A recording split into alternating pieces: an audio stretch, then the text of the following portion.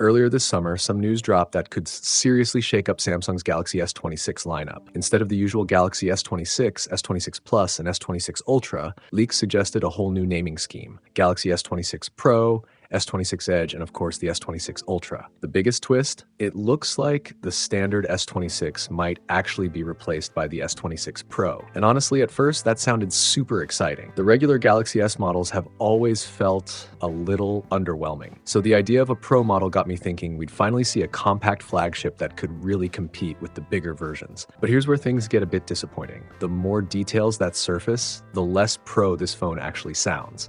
When that name first leaked, the possibilities felt endless. A 200 megapixel main camera, extra storage, maybe 16 gigs of RAM, and faster charging than the usual 25 watts. That's the kind of stuff you'd expect from a phone with Pro in its name.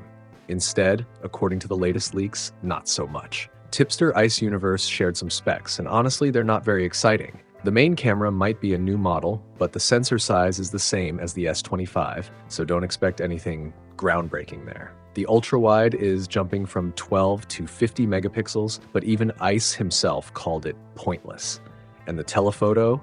Still the same 10 megapixel lens with 3x zoom. Definitely not the kind of upgrade fans were hoping for. And it doesn't stop at the cameras. The S26 Pro is rumored to still be rocking a 1080p display, while the Plus and Ultra models get sharper QHD panels. On top of that, charging speeds are reportedly stuck at 25 watts in 2026 on a phone labeled Pro. Yeah, that's a tough pill to swallow. So when you add it all up, what we're looking at is minimal camera changes, no display improvements, and charging that feels outdated.